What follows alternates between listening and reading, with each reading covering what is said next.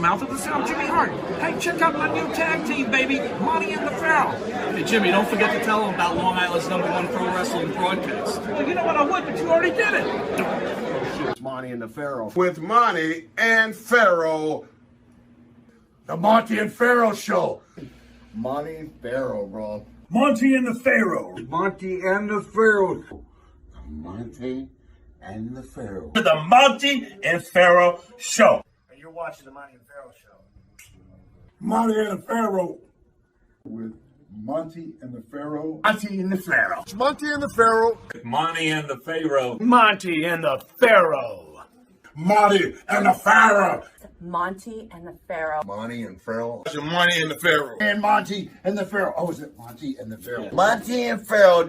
The Monty and the Pharaoh Show. Monty and the Pharaoh. To the Monty and the Pharaoh Show. And it's Monty and the Pharaoh, baby. Monty and the Pharaoh. With Monty and the Pharaoh. Monty and the Pharaoh. Oh, what a run. Monty and the Pharaoh. Monty and the Pharaoh. Hey, cut the fucking music. When you want the best in professional wrestling, Long Island, there's only one place you're going to get it, right here. Monty and the Pharaoh. Now, that's not just the coolest, and that's not just the best. That, my friends, is just incredible.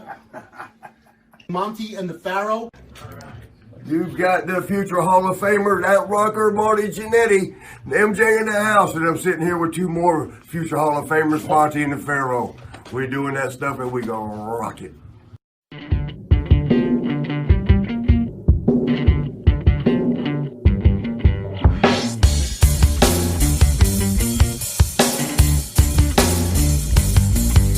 Straight to the top.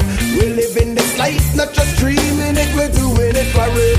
Straight to the top. Working hard every day just to live out that way.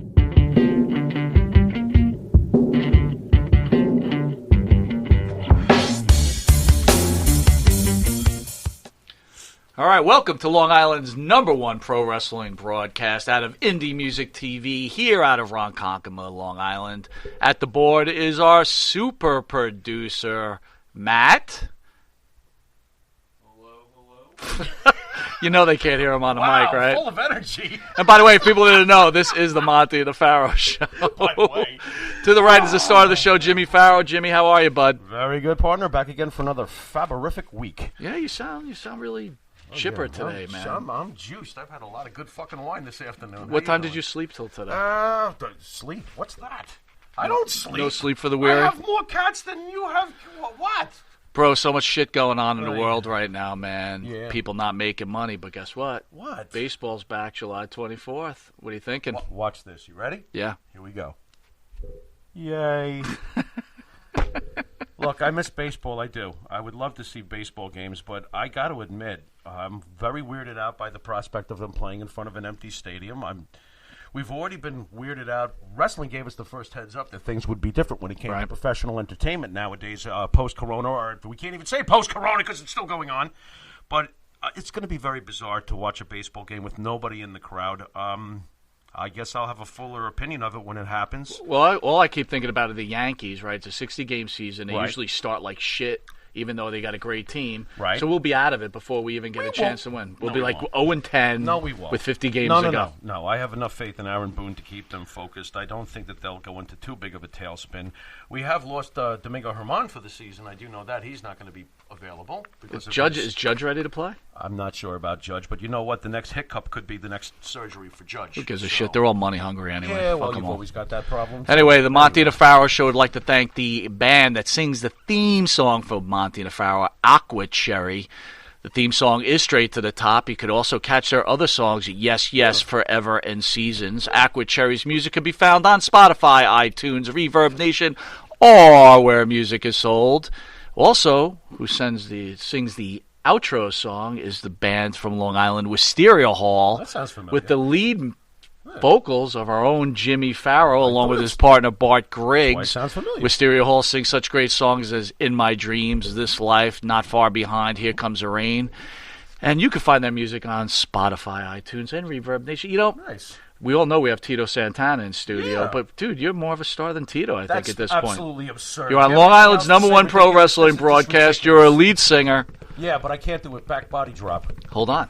What? Monty Nefaro could be seen on YouTube, Facebook Live on the Monty Nefaro homepage, iHeartRadio, Spotify, Anchor, Twitch TV on the Monty and Nefaro page, RTF Sports Network every Friday from 6 p.m. to 7 p.m. On the drive. Their drive time show. Yeah. And if you get bored of that, you can catch us on Monday on RTF Sports Network at 10 a.m. to 11. Oh, another day. Hold on. Wow. I'm not done. What do you mean? Channel 115 every Tuesday from 8:30 to 9 p.m. Okay. And for the early risers, 6 a.m. to 6:30. You'll be catching Tito on the upcoming show. I still get the show. You do? Yeah, I switched services, as you know. I won't get into particulars, but I still get it. Are you going to be able? You going to be able to catch us on CBS when we start there? That would be a big resounding fuck yeah. All right, good. Yeah, Because I don't want to hear you screaming at me. What? Oh yeah, that would be like me. I slept through the whole thing. Jimmy and I would like to take a moment to show respect for the people who have lost their lives and the people who are in the front lines during this time.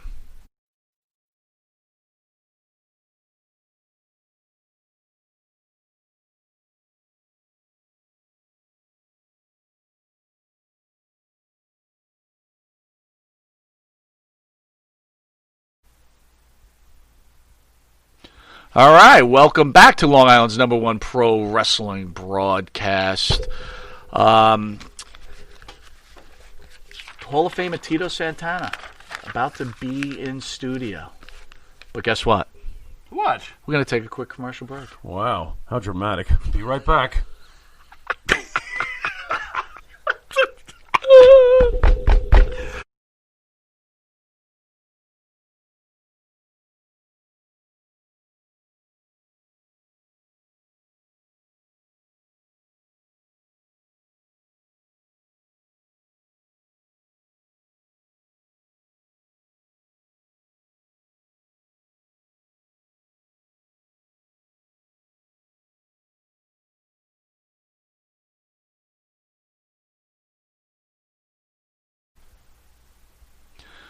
All right, welcome back to Long Island's #1 pro wrestling broadcast, and I would like to welcome aboard Hall of Famer, superstar, Mr. Tito Santana. Tito, how are you, buddy? I'm doing good, man. You guys have made me feel so good. When I got invited, I thought I was going back to the old dumpster place that you guys had. You know, I said, man, these guys have no respect for wrestlers. And now that I'm in this new studio, God, I feel like I'm somebody now. You know, coming from a Hall of Famer, coming to this broadcast studio, I totally understand what you're saying. But I don't know if the place was a dumpster. It was close, but whatever. It was close.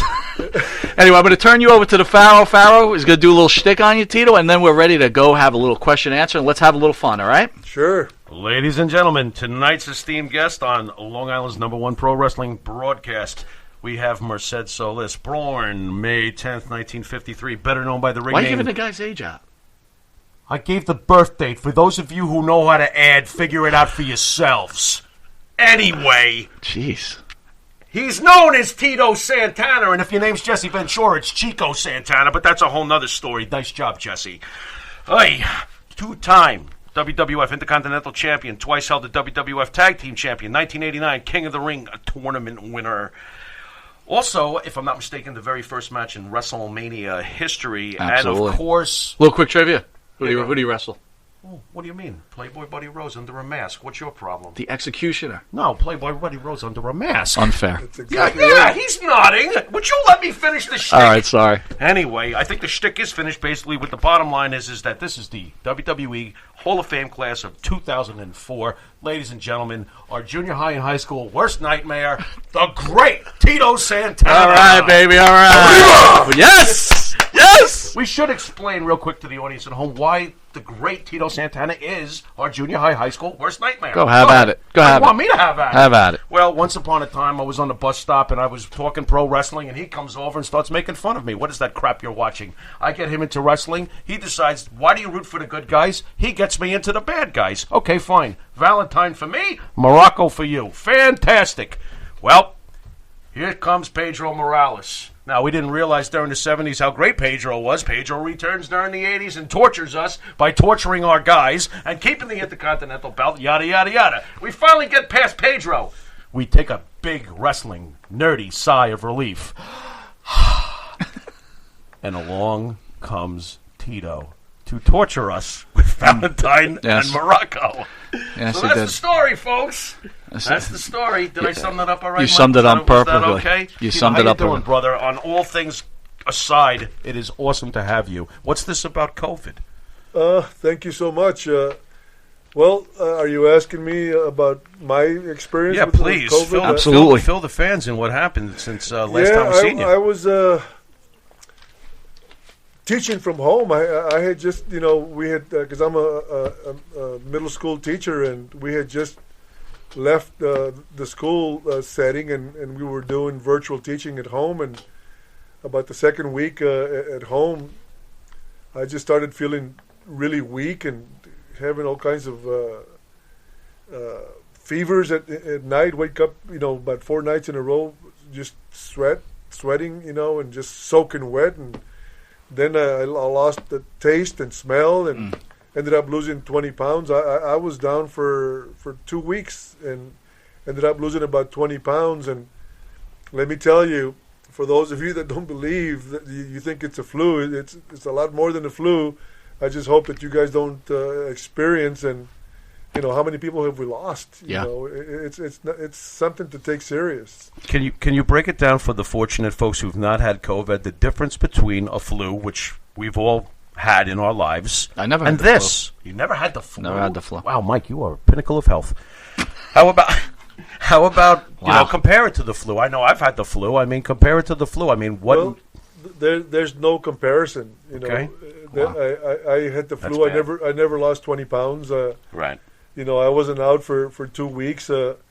My wife says that I wasn't making any sense. I couldn't put sentences together, and I don't even remember that. And wow. Were you confined at home, or did you have to be admitted? No, I was lucky enough that I guess maybe the fact that because I had been working out pretty good, pretty steady, and I think that's what really helped me. I was in good physical shape, and I was able to stay home, and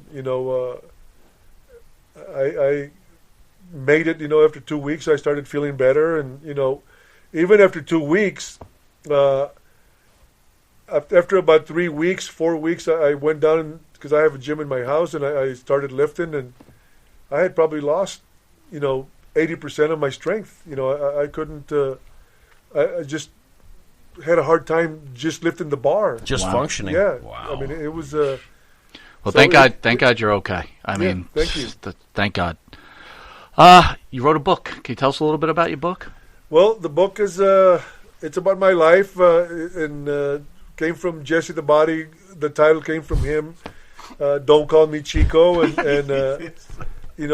Jesse the Body would tell you that. I know that people have asked him who would he want to wrestle if he had to wrestle anybody, and he'd always say Tito Santana would be the guy that I would pick, because we used to have great matches, and Jesse, as you guys know, was a great performer. He would get in the ring and he'd have the people ready to kill him, and we wouldn't even touch for 10 minutes.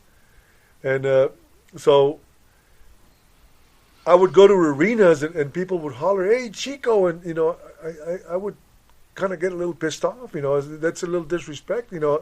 I felt like they were making fun of me. And one day I was watching, I happened to be wake up in a hotel room watching, and I channel surfing, and I saw our wrestling show, and I see Jesse the Body doing the commentating, and that's the first time that I realized that Jesse was calling me Chico on the air, and I said, that's the reason the fans are calling me Chico. It was not really an insult, They just were picking it up from Jesse, and these were friends that liked Tito Santana, and then I started accepting Chico. Right.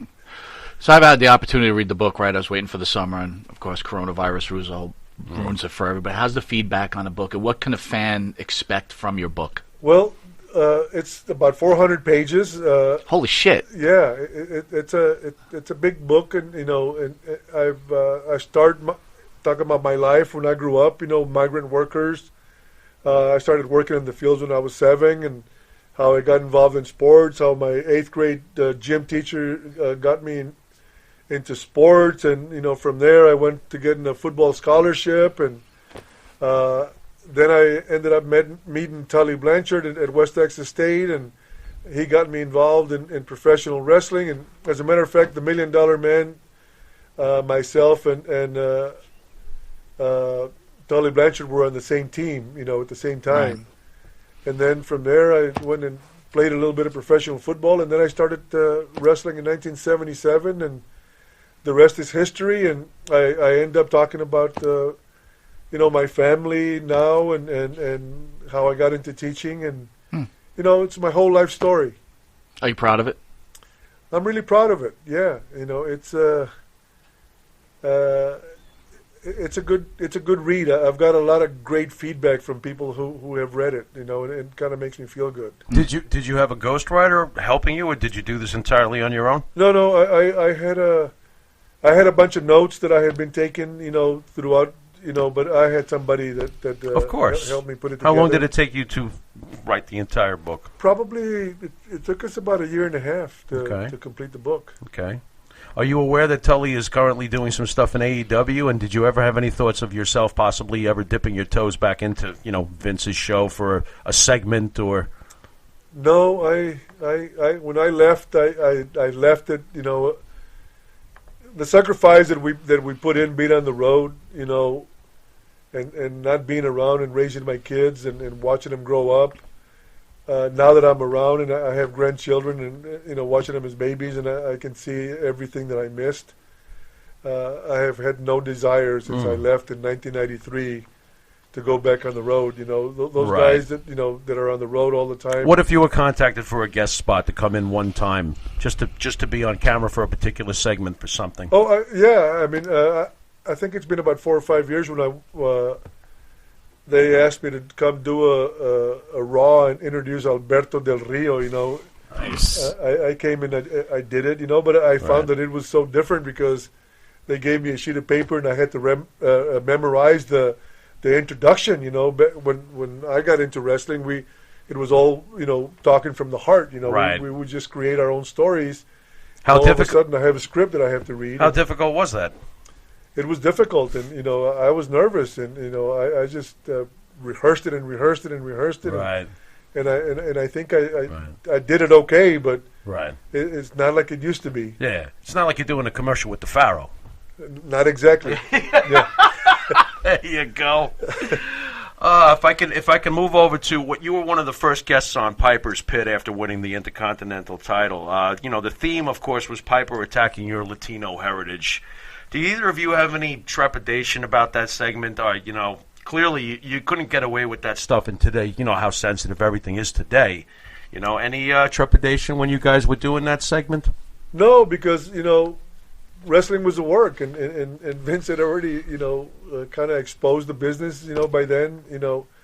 And whenever somebody like Roddy Piper would insult you, it would help you get over, So it was it was just I knew that Piper kind of respected me and I respected him, and we were just trying to help each other, and who was better than Piper, on the mic? I mean, right. The guy was fantastic. Is he the greatest heel in the history of this business when he was on top of his game?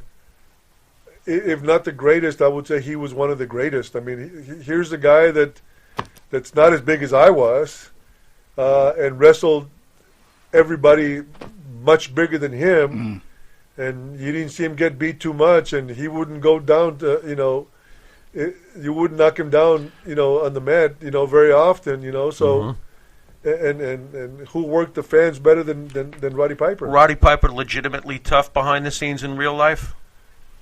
I think he was. I heard some stories where I think he was a boxer, and he was a stand-up guy. I don't think he backed down in real life to too many guys. I know you don't watch wrestling, but in the last 2 weeks, a lot of pro wrestlers are getting called out for sexual harassment. There's a lot of stuff going on. There's a guy, gentleman Jack Gallagher. Most recently, an indie wrestler, Candy Cartwright, has called out Matt Riddle, who's coming into his own in the WWE. He's just debuting on SmackDown recently, and all of a sudden this comes out. Go on, Mike. Joey Ryan, Marty Scurll, and recently Terry Runnels. I don't know if you remember Terry Runnels at all. She called out Brock Lesnar for some sexual harassment. Has the industry always been like this, Tino? Is it always been this male-dominated sexual harassment type of industry, or things have just changed? Well, I don't know what it's like there today. I mean, if you've been called out, I'm not going to say that the guy's guilty or no, or what, but were crazy things happening back then the way they seem to be now? It was pretty wild back then too. It was pretty wild, but I don't know that the wrestlers disrespected women. Okay. Especially the women wrestlers that were traveling with the guys. We had a lot of respect for them. Mm-hmm. So you say maybe the old school wrestlers had respect for the industry and had respect for their partners, where it may be different now, where this respect isn't the same. Or is it just more magnified now because of social media, that every last stone becomes unturned? Is it that? I think that's it. Just like everything is going on right now, they catch it on video. You can't talk your way out of it. It's a different world. Tito Santana, fortunate, smart, or both to avoid the pitfalls that this business obviously carries, whether it's drugs, whether it's women, whether it's whatever it may be? Fortunate, smart, or a combination of both that you were able to steer clear all those years? Well, I think I was very fortunate, and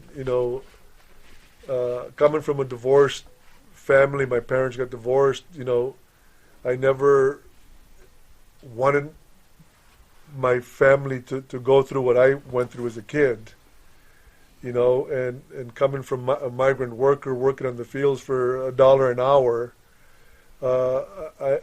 I saw how hard it was to make a buck, and then when I started making some good money, and I'd see some of the guys just blowing money on the road, and I used to think to myself, God, they're spending $100. Well, you have to pay taxes on that $100, so it's going to cost you another $30.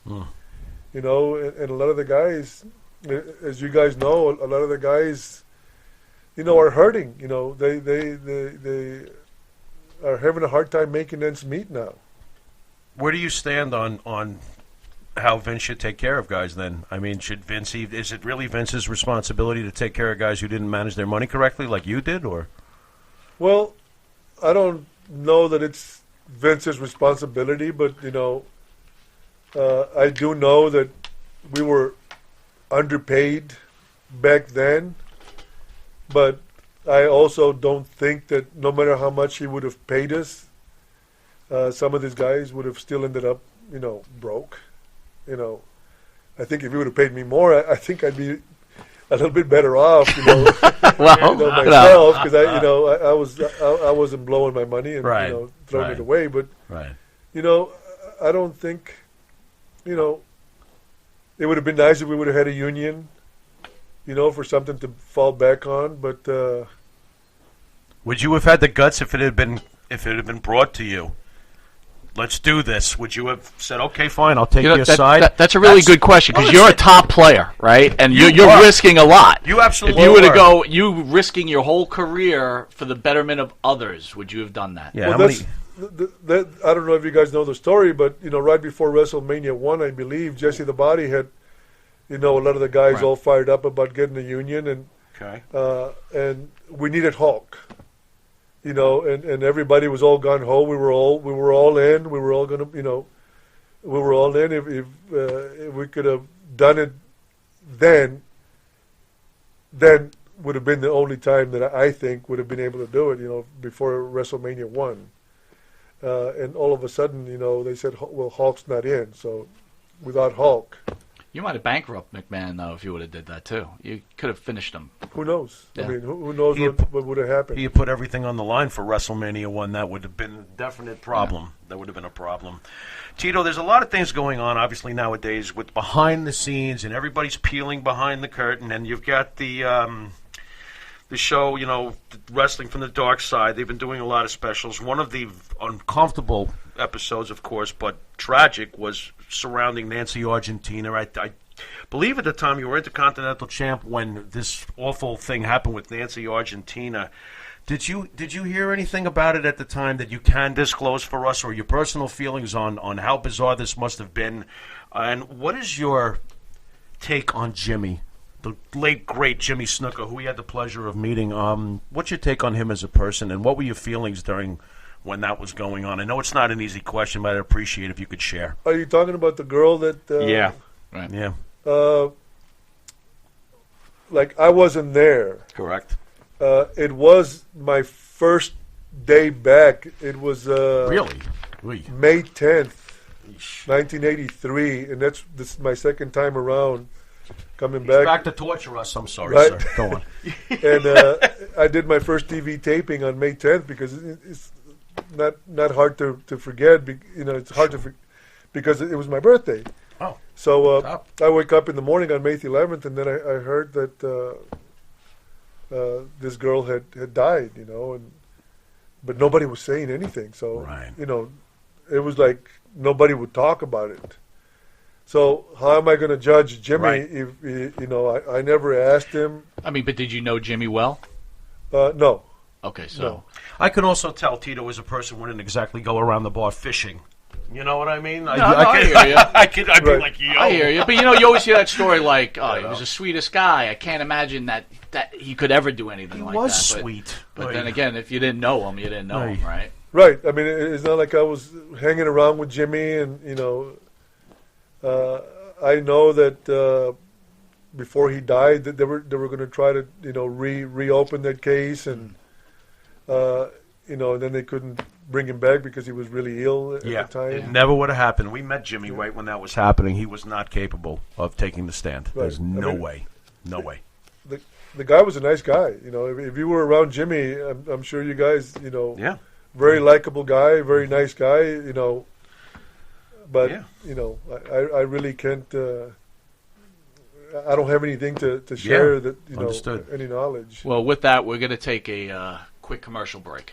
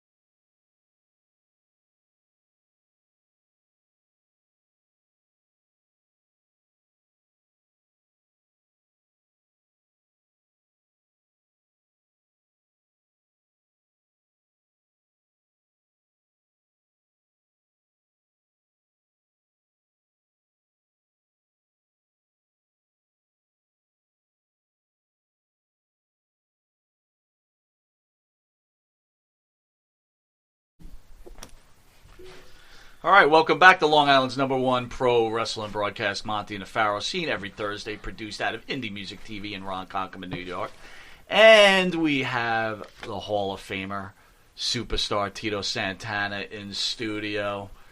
Tito, how's it going so far, all right? We hitting you with some tough questions, or what are we doing? No, so far so good. All I right, mean, good. that's why you guys are #1. You know, you have a great show, Thank and you, man. you know, you don't You don't beat around the bushes. You come right at me. I love when you guys put us over, bro. It makes me feel so good. Wait a minute. About that arm drag back in 1982. All right, well, here's another one for you. Ready? Tom Cole. Tom Cole was a ring boy in 1985. He's a gopher. You recognize that name? I don't like where this is going. Tom Cole? Yeah. No, I don't. Who's that? Pat Patterson, Vice President of World Wrestling Federation. Terry Garvin resigned because of the ring boy scandal. I think you were around during that time. Yes, I was. What do you know about that, or do you have any thoughts about that? Well, again, that was not the crew that I was running around with. Good thing. And you'd hear a lot of whispers and stuff, but I'm not going to comment because it's hearsay. Right. But obviously, Pat Patterson was gay, and he was. He was hanging around with all the boys loved him. He was a great guy. He was one of the boys. It's not like there was anything in the locker rooms where But can I ask you a question? Right. So obviously, every guy that comes in here says what a brilliant guy he was, what a great guy he was. No doubt. But then you hear all this other side stuff, right? Piper had an issue with him, from what I understand. Again, hearsay, not saying it's factual. Is it? You're a pretty stand-up guy. You're a stand-up guy. Absolutely. At some point, do you have like a push and pull with yourself? Like, hey, I like the guy, but Did you ever wonder? Let me put it this way: did you ever wonder what the basic everyday wrestling fan wonders when it comes to Pat Patterson rumors? Where there's smoke, is there fire? Because there's so many rumors about the things that Pat's done behind the scenes, and they're all very uncomfortable. Any thoughts on any of that with Pat, or? No. I mean, God, I like.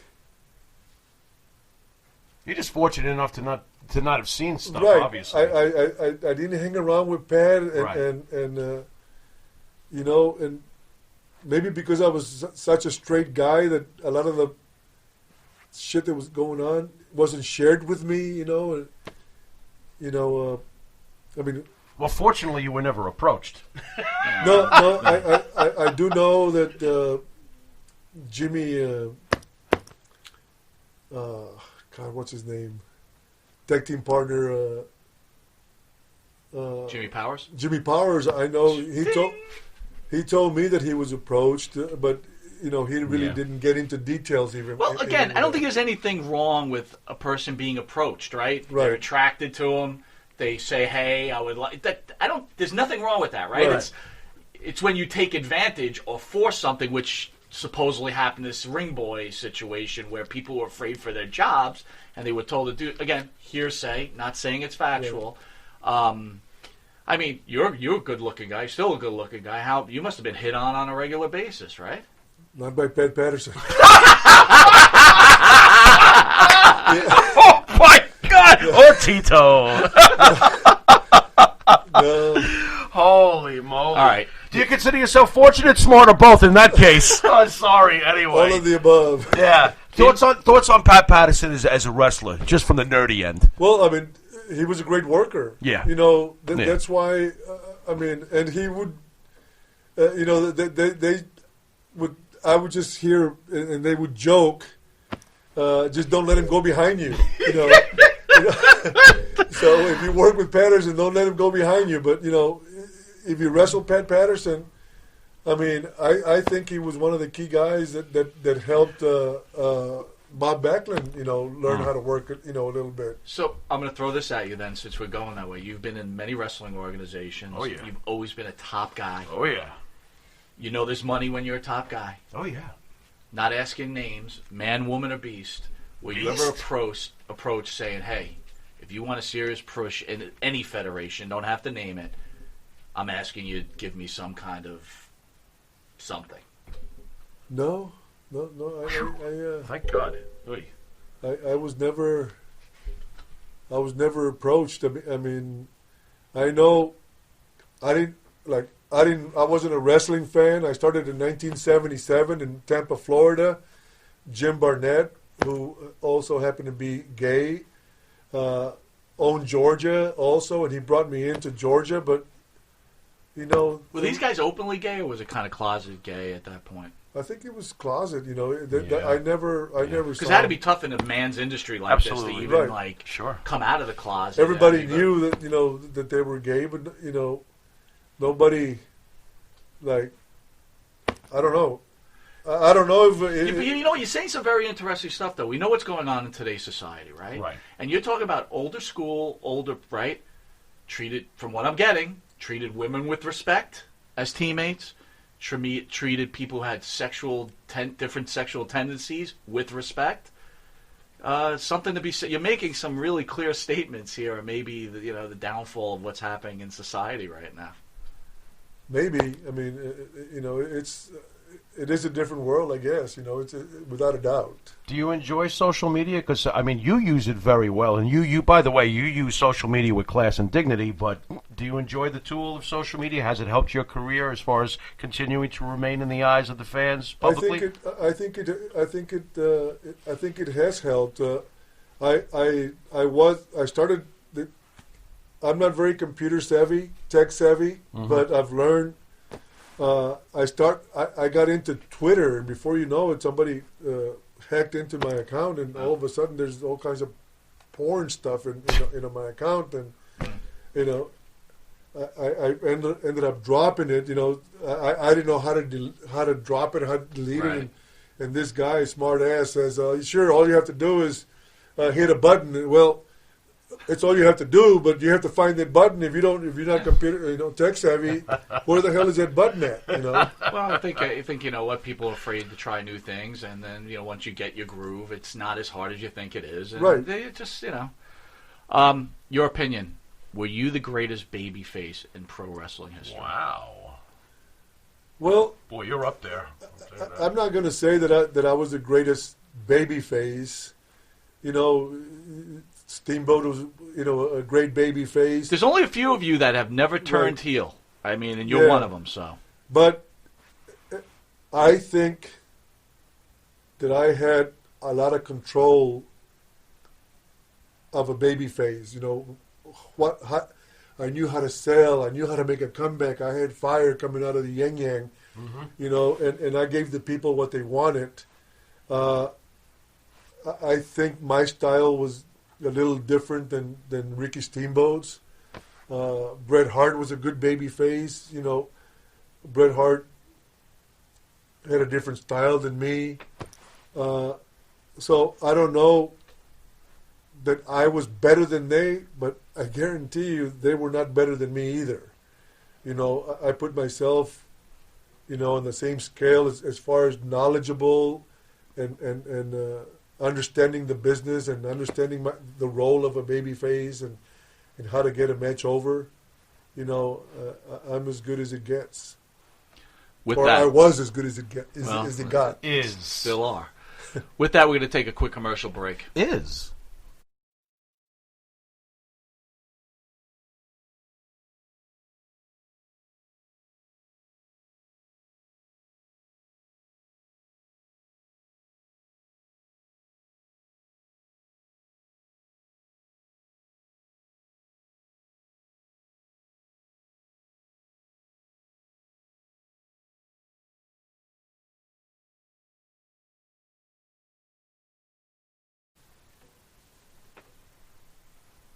All right, welcome back to Long Island's #1 pro wrestling broadcast. Monty Nefaro, seen here every Thursday out of Indie Music TV in Ronkonkoma.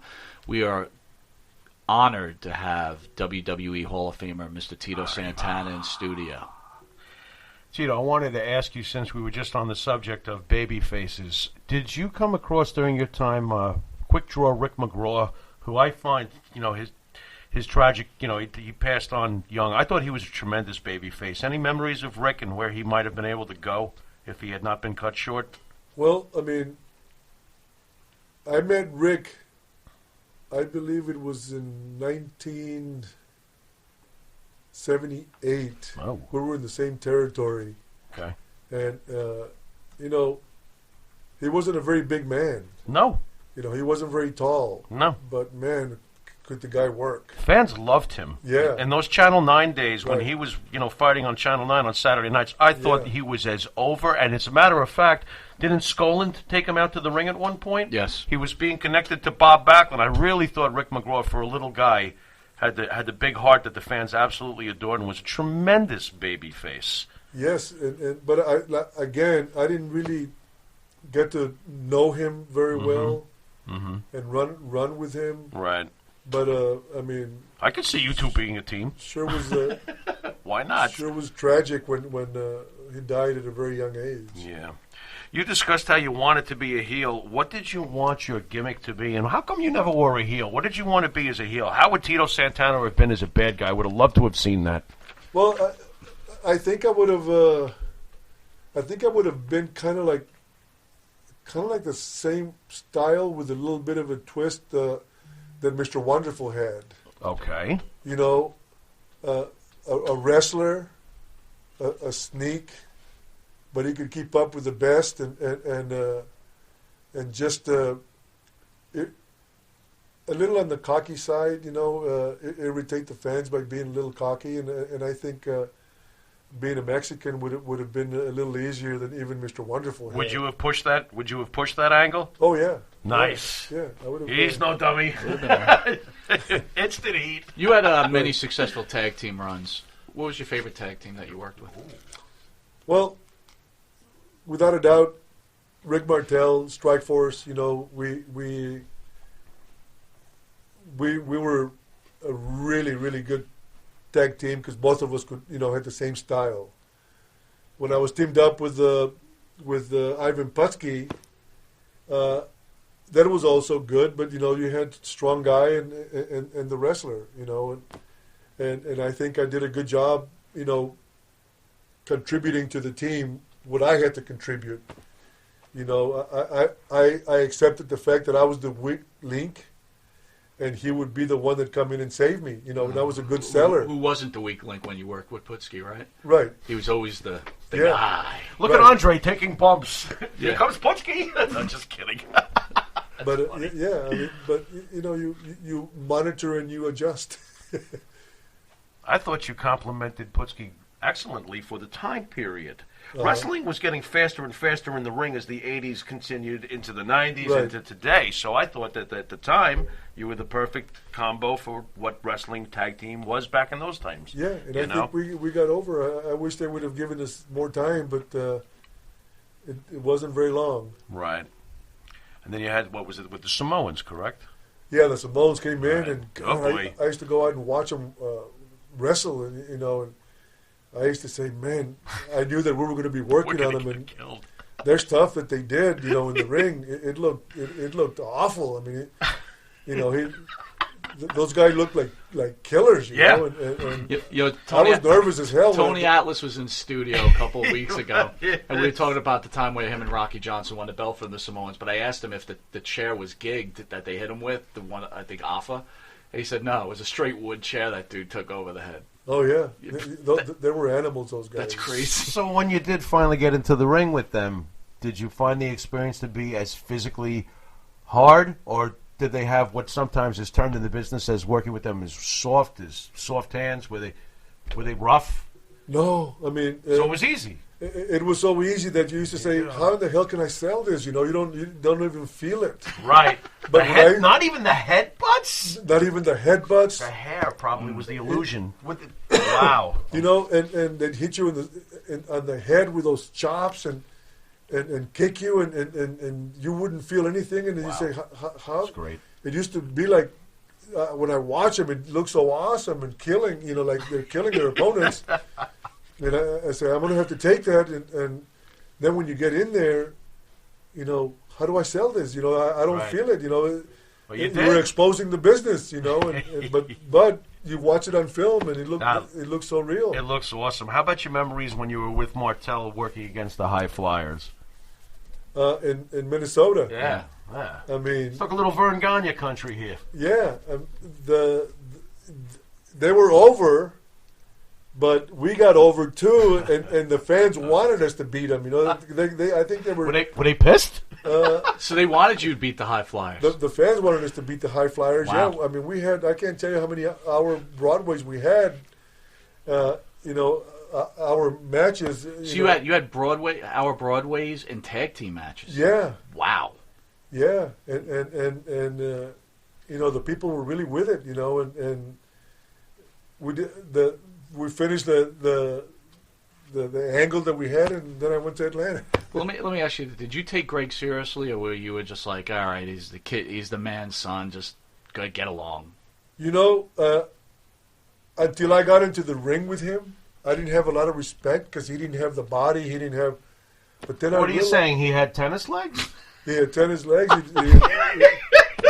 I've been saying that for years. Anyway, he had no body, but he's a good wrestler, though, the right? psychology in the ring that he He's a had good wrestler, was right? unbelievable. That's right. That's right. And he had a lot of fire also. And but when I first got there and I saw him wrestle against Big John Studd, and John Studd is taking hip tosses from him, and wow. And I used to say to myself, wow, but the guy would make you believe the stuff that he was doing. As wimpy as he looked, his work was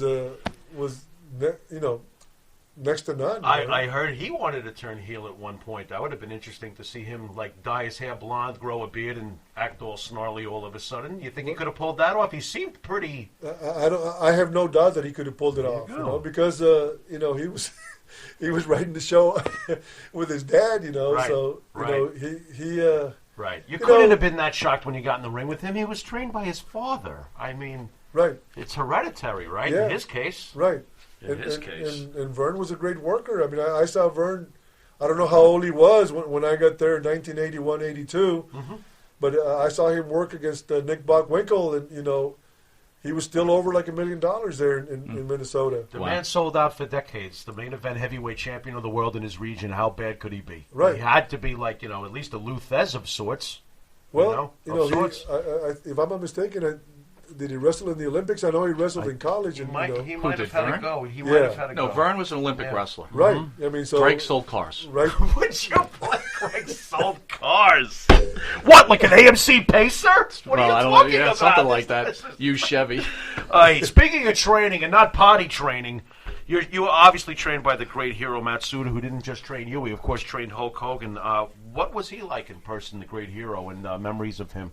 Well, when I first got into Tampa, and I found out that I was going to be trained by Hiro Matsuda, the first couple of days I just worked out with Barry Orton and his father, Bob Orton's father, senior, I guess. Oh, yeah. Would come in and was helping us out. And he was watching Hiro Matsuda. I didn't know Hiro Matsuda. He was watching us. And Barry, coming from a wrestling family, he was way ahead of me, but he wanted to be a heel, and he was strutting in the ring already, and he was just breaking in himself. So Hiro Matsuda didn't appreciate that. He told me, he says, don't listen to what he's doing. He doesn't even know. He still went behind the ears, and now he's doing high spots and dancing around. And he says, you need to learn. He says, there's 7 takedowns. Learn the takedowns, and you can have a match with anybody. And I'm talking about takedowns, headlock, taking over, arm drag, fireman carry, go behind, hip toss, single leg dive, double leg dive. He said 7 backdrops, work on the 7 takedowns, work on 7 takedowns. And that's all I worked on, 7 takedowns. And the first match that I had was just, I used that, and I was able to get by, in my first match. Who taught Tito Santana how to throw a punch, though? See, this is where I always wonder, how do they teach you how to clock each other? I mean, how do you go about that? Well, I think I had one of the best punches in the business. That's why I'm asking you. And my sons tell me that, you know, you couldn't see through your punches. How much contact would you make? I mean, how much contact are we talking? The art of throwing a professional wrestling punch? Not much. You know, is your fist tight when you're throwing it, or no, you loose? It's loose. Your fist is loose, and you almost you throw your fingers, you know, in the front. But interesting. Okay, that's the hardest thing that I learned. You know, and Greg Gagne told me, don't throw a punch to the head. You know, I didn't throw a punch till I was 5 years in the business. Really? He says, start with the stomach. You know, throw the punches in the stomach. That way, if you land it, you're not going to really hurt somebody. But I'll never forget, I was in a battle royal, and Harley Race grabbed me, and he said, come over here, kid. You're going to learn, tonight you're going to learn how to throw a punch. And he backed me up into the ropes, and he says, okay, throw a punch. And I threw a punch, and I was nervous as hell to come in. Harley Race was a killer. Yeah. I mean, I was scared to death to hurt him because he could kill you. Right. So I threw the punch, and he says, lay it in, pussy. And, you know, so then when I started throwing the punch without being afraid of potatoing somebody, when you laid it in hard, we used to call it a potato. I think once you get over the fear of potatoing somebody, after that night, you know, it changed my like I could throw a punch through a nose with my right or my left, you know, hand. In a way, you were set free once you were comfortable with the art of throwing punches effectively. Right, yeah. Wow. Flair in his 30 for 30 said he used to have a string, and he worked on that string for days and weeks and months. A string? Punching a string as close as he could get to it so he could get, you know. Right. It's an art form. And I used to do the same thing. I used to hang a cup from the ceiling and, you know, punch the cup, you know. Wow. But nothing helped like when Harley Race took me and, you know, says, lay it in, you pussy. Yeah. And, you know, I was not afraid to potato anybody anymore. Let me ask you, did you ever hurt anybody in the ring? No. Were you ever hurt? Well, Burr's the Barber Beefcake, which was never a very good worker. Okay. He wasn't? We were in Atlanta. We were in Atlanta with the WWE, and we were working against him in a tag match. I forgot who my partner was, and he ran my head into the apron, and I mean, I got like 14 stitches on my forehead. It's just not knowing how to work. You know how to be light. Yeah. You know, it's an art to and I would always tell the guys that I worked, like Greg was pretty stiff, and I would tell Greg, I said, Greg, you don't have to convince me. I believe you. I know you're tough. I believe you.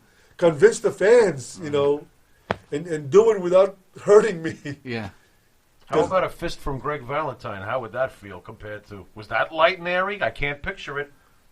No, I mean, Greg would hit you in the chest, you know, and he would lay it in, and the chops, boom, lay him in. But, you know, I've got pretty good, my hands are a lot bigger than Greg's, you know. Oh, boy. So there was always a comeback, you know. Well, we were saying last time you were here, there was a picture of you and Hogan. You were as big as Hogan, you're a big guy. Yeah, I was, Hogan wasn't much taller than me. They promoted him at 6'8", you know. Yeah, well.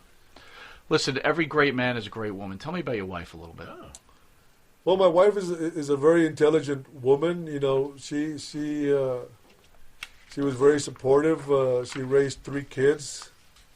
You know, I like to take credit for my kids. You know, my kids are fantastic. You know, my oldest son's a lawyer. My middle son graduated from Princeton, and my little guy, you know, works for a tech company in New York. And you know, they all have masters, and you know. She did a great job, you know, and she was there for me whenever I would come home. She was there for me, you know. So, obviously, famous guy, wrestling, the ring rats that are around. Was your wife jealous of, like, all the ring rats hanging around? I mean, how did that stress out your marriage?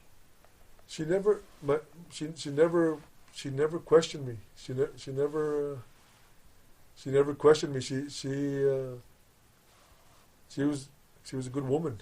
You know, she trusted me. She never questioned me. And who were your friends in the business during those days? Who did you travel with?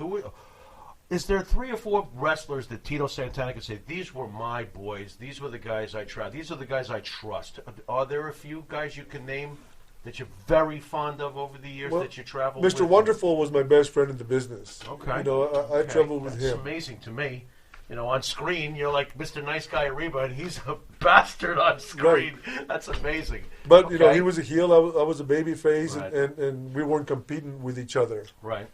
You know, the baby faces, I wasn't going to stab him in the back. He wasn't going to stab me in the back. Mm-hmm. So he was one of them. I used to like to travel with Bill Eadie and Barry Darso. Okay. The Bushwhackers. You know. Traveling with the Bushwhackers, that must have been interesting. Yeah, I mean, I think I hung out with guys that I knew weren't going to get you in trouble. Yeah. Smart guy. How about Brett Armstrong? What did he mean to your career? You're talking about Brett Armstrong in Atlanta, Georgia? Atlanta, Georgia, yeah. Bullet Bob's son. Yeah. Well, I again, it was early in my career. I don't know if it was in '81 when I met him. I think it was in '81, my second time in Atlanta. And talk about a kid who had a lot of talent. But the problem with him, you know, there was a group in Atlanta, Georgia that were doing all kinds of pills and stuff, you know, and just partying like there was no tomorrow. And you know, he was just beginning to party, and then I left Georgia, and then I heard he got worse and worse and worse. And I heard he passed away. I don't know what he passed away from, you know, what caused him to die. Right. You know, I really don't know. Thoughts on Bob, his father? Bob was his father, yeah. Yeah, no, I mean thoughts on him though. Any thoughts on his him? father? Yeah, No. both of them in the ring in general, they were technicians. Oh, his father was a great guy. I mean, and he was a great worker too, and a great baby face, and his father was pretty straight guy. He wasn't doing drugs and stuff, and they were in the same territory, and that's why I couldn't understand how. But you know, friends are a big influence. You know, he started hanging around with different guys, and they led him astray. You know. Friends like Orndorff obviously came to know your family, I'm assuming, over the years and stuff like that. So he's a true friend. Right. Yeah. Gotcha. Mikey? Undertaker just recently announced his retirement this week, I believe. You defeated him in Mexico, right? In Spain. In Spain. Wow. Okay. Yeah. Wow. Did you know that this guy had the goods and he was going to be one of the greatest wrestlers of all time? Yes. How? Just the charisma that he had, and a big guy, and he was getting over like $1 million. When I beat him in Barcelona, I think it's a time when they were prepping me to go for be the world champ. Because that's why I found that out later. Right. And he could work with the little guys and he could work with the big guys. He had it all. I mean, was he physically soft-handed too, where you wouldn't feel Yeah. like you needed a giant Band-Aid after the match? No, he very, very easy guy. Hulkamania or The Undertaker? Which one, in your opinion, is Vince's greatest creation? I always say Hulk was like Elvis, to our business. That's fair. At the right time, Hulk, was right there. Vince created him. Hulk wasn't the greatest worker, but Vince sure knew how to push him, and got him over, and the fans just ate it up. Do you feel Hogan gets a bad rap as a worker? Do you feel that because some folks say he's awful. I don't believe that. I always felt that he was at the very least serviceable. Do you feel that Hogan was a bad wrestler in the ring? No, I think he became a pretty good wrestler, but towards the end, he because he worked heel, he also learned how to lead a match.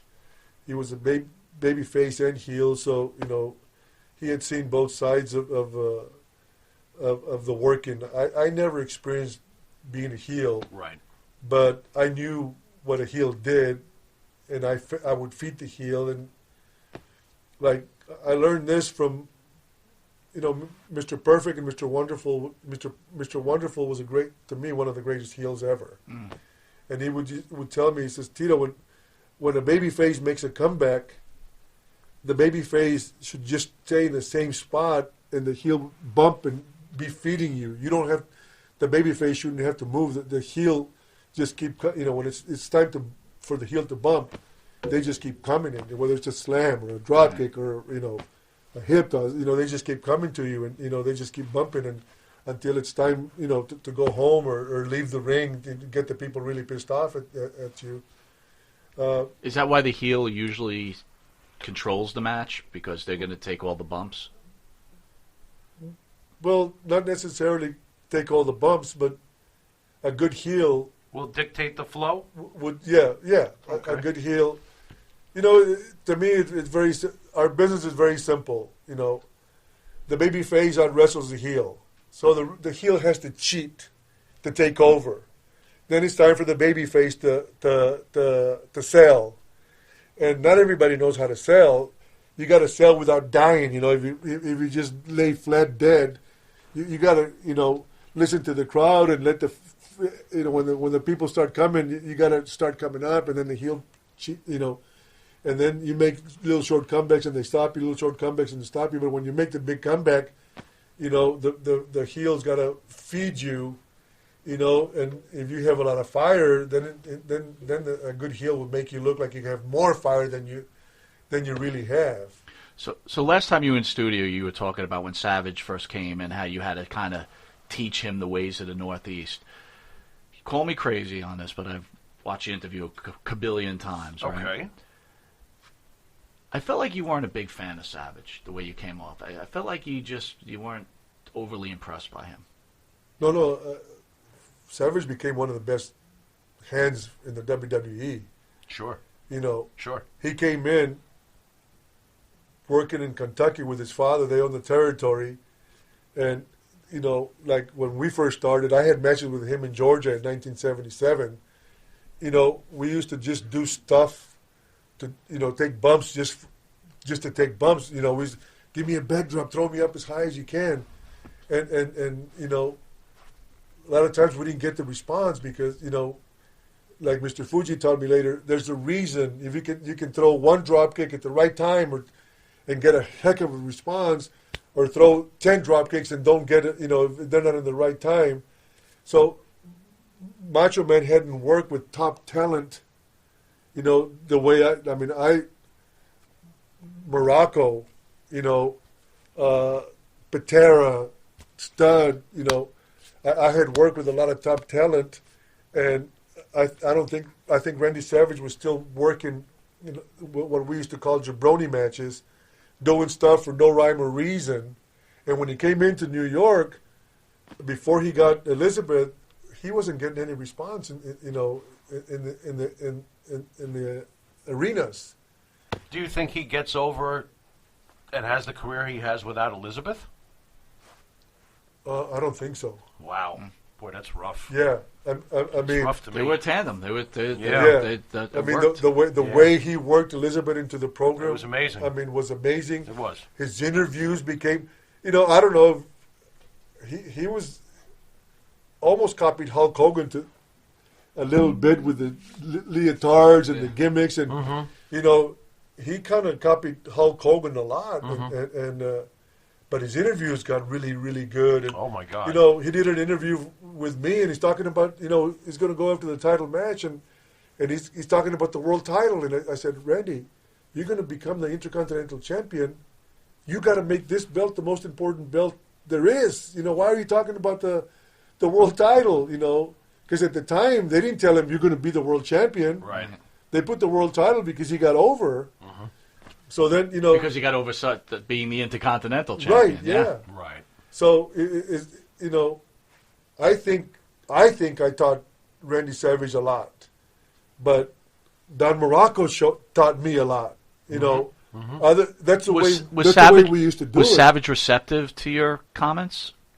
I think so. Okay. You might have been an exception because I heard Randy was pretty tunnel visioned as to what he wanted to do and what he expected to have out of a match. All right. So I'm sorry, we're almost out of time. Oh, okay. The Pharaoh's going to have the last question with you. I am? And then, you're on. So. All right, here we go. Okay, Mr. Santana, I want to ask you, where do you feel you would rank? Yeah, this is impossible, but go ahead, give it a shot. Where do you feel you would rank yourself? Wait a minute. I want you to think about this question. This is the last question for a Hall of Famer, Tito Santana. Right. Is this the question that you want to go to bed on? You want me to throw the script out and just do what I do every week? Exactly. Just ask you I just want to make sure that this is going to be the final question. We never know when we might see the guy again. That's true, too. All right, then answer me 2 questions. No, you get one. No, he's going to answer me 2. Right. Make it quick. Number 1, who do you believe is the greatest professional wrestler of all time? Give me one name. And number 2, where do you rank yourself on such same list? Well, so there.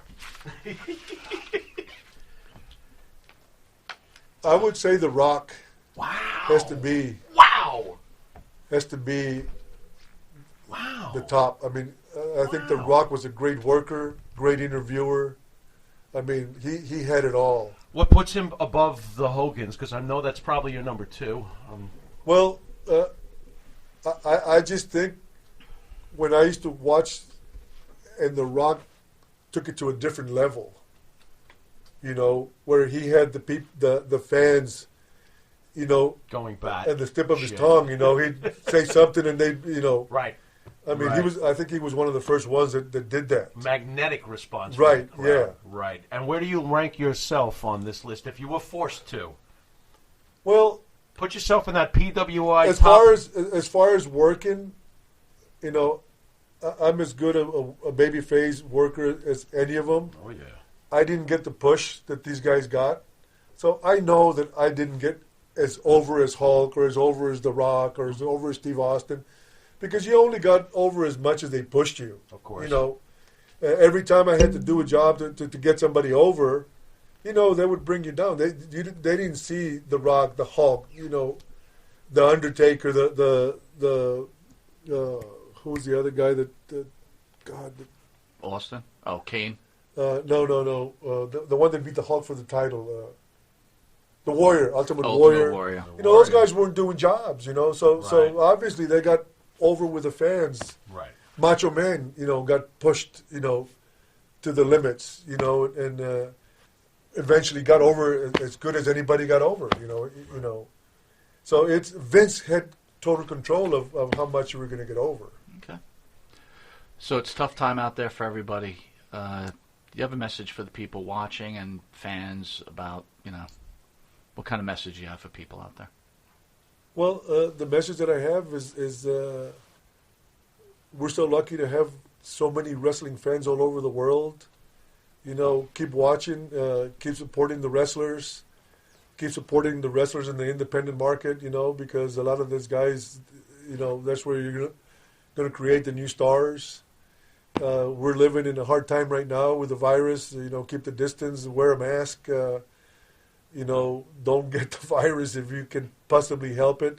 There's a lot of people who are fighting it, and they think it's against their the rights. You know, well, you can have all the rights in the world that you want, but if you get that virus, you're going to wish that you hadn't gotten the virus. I can guarantee you that. And I want to thank all the fans for continued support of Tito Santana. And one more pop on your book. Don't call me Chico. Just go to all you have to do is go to I post it, you know, quite often. So it's on Amazon too, right? Yeah, it's on Amazon. You know, you can find it. Well, I'm gonna read it. So I want to thank Hall of Famer Tito Santana for coming in studio and for being a guest, Tito. One of our sponsors, Good Fucking Wine, is giving you a free bottle of wine for being on Long Island's #1 pro wrestling broadcast. So I'll send you that information. So I want to thank you again, Monty. You can get lit and watch the replay. Sounds good. Sounds good. Monty DeFaro can be seen on YouTube, Facebook Live, on the Monty DeFaro page, iHeartRadio, Spotify, Anchor, Channel 115 every Tuesday from 8:30 to 9 p.m. And for early risers, Saturday 6:30 a.m. to 7 p.m. Also catch us on RTF Sports Network on Fridays from 6 to 7 p.m. and on Monday from 10 a.m. to 11 p.m. We want to again thank you, Mr. Santana, for coming in studio. And Jimmy, I want to thank you for another wonderful broadcast. Oh, you're very welcome, partner. Looking forward to next week. Absolutely. You've been watching Monty and the Pharaoh. This is the Pharaoh. Until next week, later.